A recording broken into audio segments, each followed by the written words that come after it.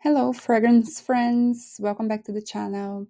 Today we are doing something a little different. We're not just reviewing a perfume, we're stepping back in time to talk about a true piece of history.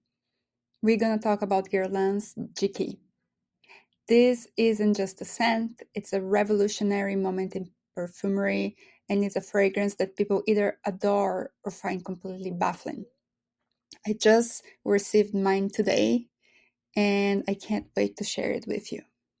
Okay, so first, the history and importance of Jicky.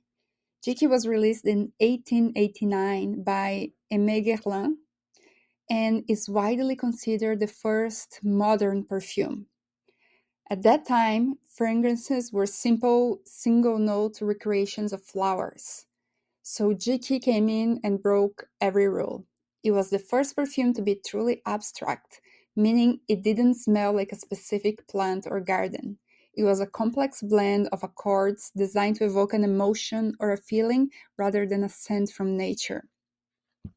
But perhaps the most revolutionary aspect of Jicky was the use of synthetic ingredients.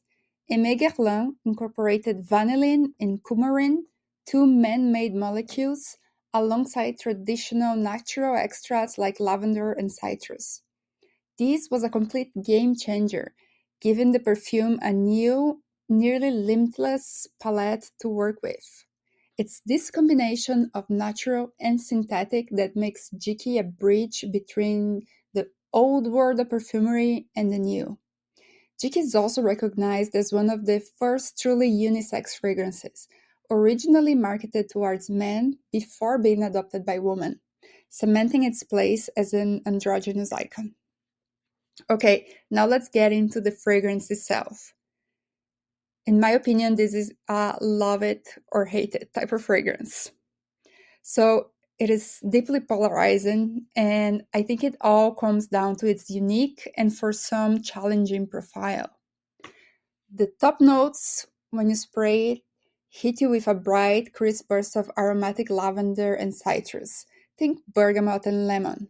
This part is fresh, clean, and herbal, like a classic eau de cologne.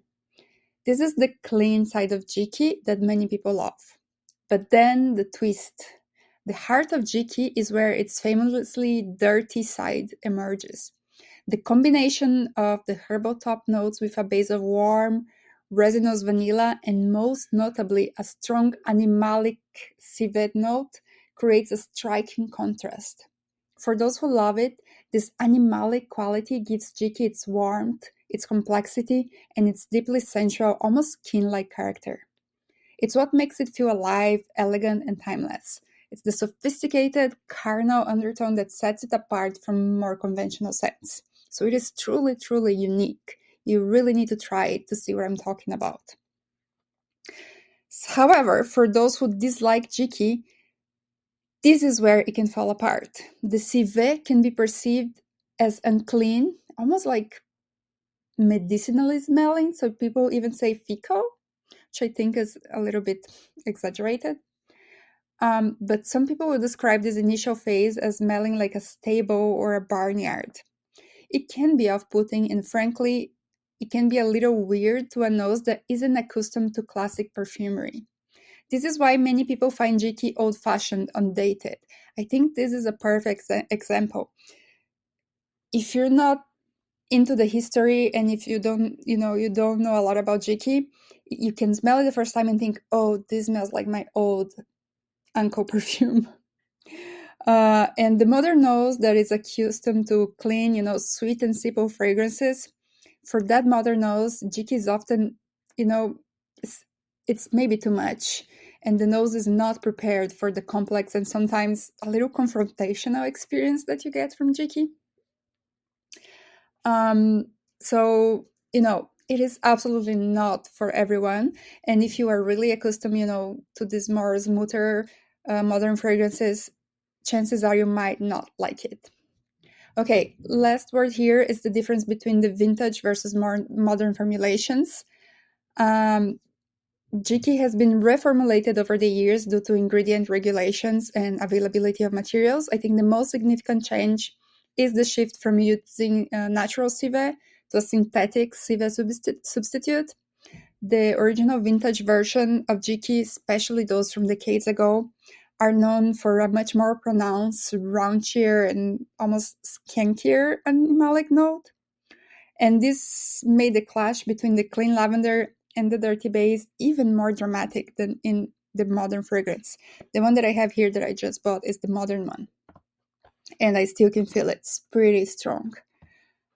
So this modern version still retains, however, the core DNA of Jicky and the essential character of the original, the animalic note, even if it's less confrontational and more harmoniously blended, and perhaps make it more approachable for a contemporary audience, but it's still there. And I will say this is also why, if you are a collector or collectors, usually they will seek out vintage bottles, because the modern version, it is, a bit more subdued. In the end, love it or hate it, Jicky is a masterpiece, not because it's a crowd pleaser, because it definitely isn't, but because it's a work of art. It's almost like an intellectual scent that requires a bit of patience and an open mind. Whether you find it a beautiful and complex blend of clean and dirty, or an odd, jarring relic, you have to respect its place in history. It truly changed perfumery forever. So, what do you think about it? Have you tried it? Are you curious to try it? Let me know in the comments below.